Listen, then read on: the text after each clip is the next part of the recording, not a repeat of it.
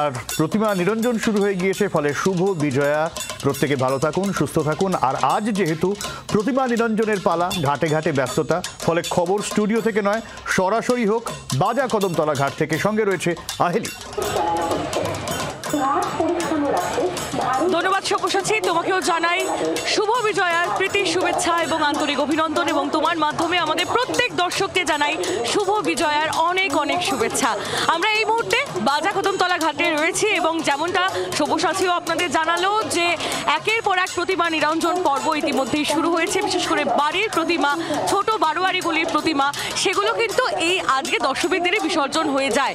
বড় প্রতিমা আমরা জানি মণ্ডপে আরও বেশ কয়েকদিন থাকে, বিশেষ করে যারা কার্নিভালে যোগ দেন তাদের জন্য।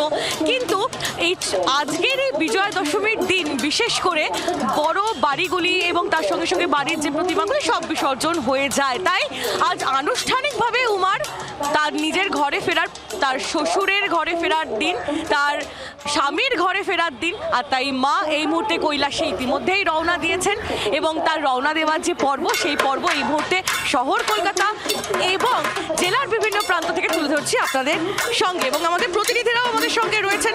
আমাদের প্রতিনিধি অয়ন শর্মা আমাদের সঙ্গে রয়েছেন সুরুচি সংঘ থেকে, এবং পিয়ালি মিত্র আমাদের প্রতিনিধি আমাদের সঙ্গে রয়েছেন বাজা কদমতলা ঘাটেরই অন্য আরেকটি প্রান্ত থেকে। পিয়ালির কাছে অবশ্যই আসবো, তার আগে একটু অয়নের কাছে যাই।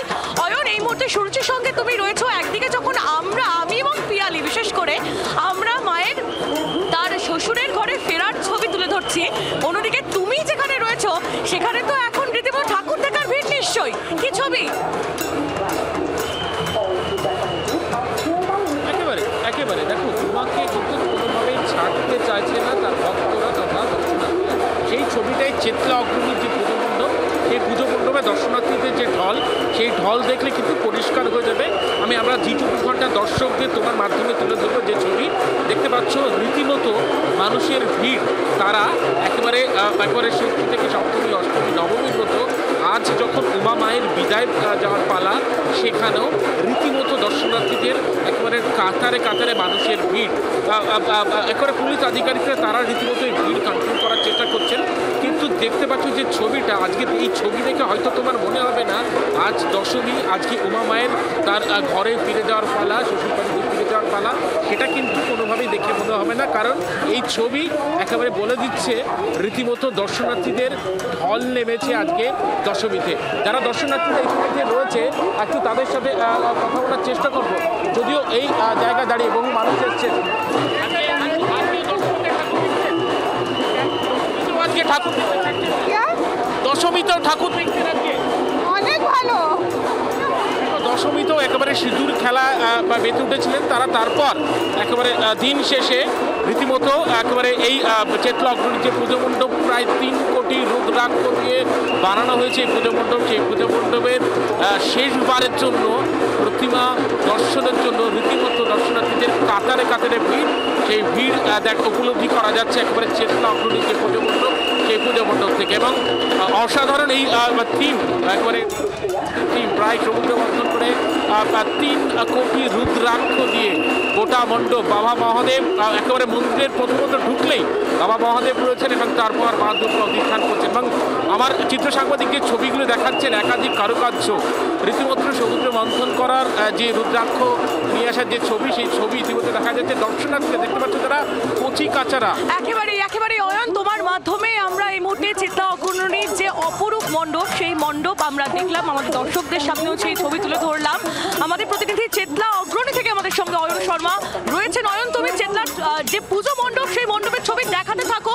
অন্যদিকে আমি একটু পিয়ালির কাছে যাই। পিয়ালি, আমাদের প্রতিনিধি আমার সঙ্গেই রয়েছেন একটু দূরে বাজা কদমতলা ঘাটের অন্য একটি প্রান্ত থেকে। পিয়ালি, তুমি যেখানে রয়েছো এখানে এখানে এই মুহূর্তের ছবিটা সেখানে কেমন, এবং তার পাশাপাশি নিরাপত্তা ব্যবস্থা, সেই বিষয়টা তোমার কাছ থেকে আরো একবার জানতে চাইবো। কারণ আমরা দেখছি এসে থেকে যে নিরাপত্তা থেকে কিন্তু কোনো কার্পণ্য করেনি কলকাতা পুলিশ এবং কলকাতা পুরসভা।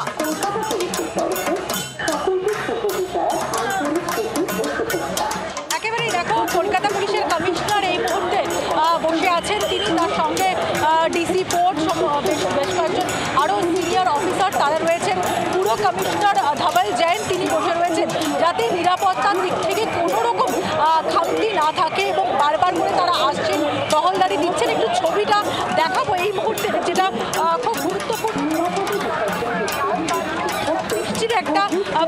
ছিল, দুপুরের দিকেও বৃষ্টি হচ্ছিল, ফলে বিসর্জনকে কেন্দ্র করে যারা আজকে বিসর্জন দেওয়ার জন্য সিদ্ধান্ত নিয়েছিল, সেটা বাড়ি পুজো হতে পারে বা ছোট ছোট যে ক্লাবগুলোর পুজো, তাদের সেক্ষেত্রে একটা চিন্তা ছিল।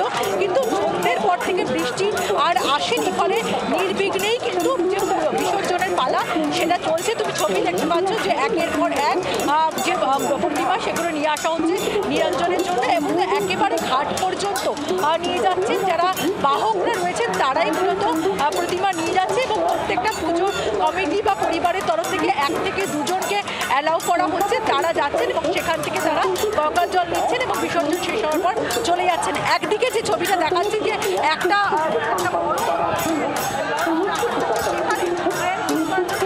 নিরঞ্জনের সঙ্গে সঙ্গে কাঠামো তুলে দেওয়া হচ্ছে, এবং তার সঙ্গে সঙ্গে একেবারে তার সঙ্গে সঙ্গে পুলিশ যেরকম সেখানেও রয়েছে, যাতে কোনো রকম অপ্রীতিকর যদি পরিস্থিতি হয় সঙ্গে সঙ্গে তারা একেবারে পিয়ালি তুমি আমাদের সঙ্গে থাকো একটু। আমি ক্যামেরা পার্সন দীপকে এই ছবিটা দেখাতে অনুরোধ করব। রানী রাসমণির বাড়ির প্রতিমা এই মুহূর্তে বিসর্জনের জন্য এসে উপস্থিত হয়েছে। সেই ছবিটা দীপের মাধ্যমে আমি তুলে ধরছি। রানী রাসমণির কনিষ্ঠা কন্যা জগদম্মা এবং জামাতা মথুরা মোহন বিশ্বাসের পরিবারের দুর্গা প্রতিমা এই মুহূর্তে নিরঞ্জনের জন্য ঘাটে এসে উপস্থিত হয়েছেন মা স্বয়ং। সেই ছবি তুলে ধরছি আমার ক্যামেরা পার্সন দীপের মাধ্যমে জি 24 ঘন্টার দর্শকের জন্য।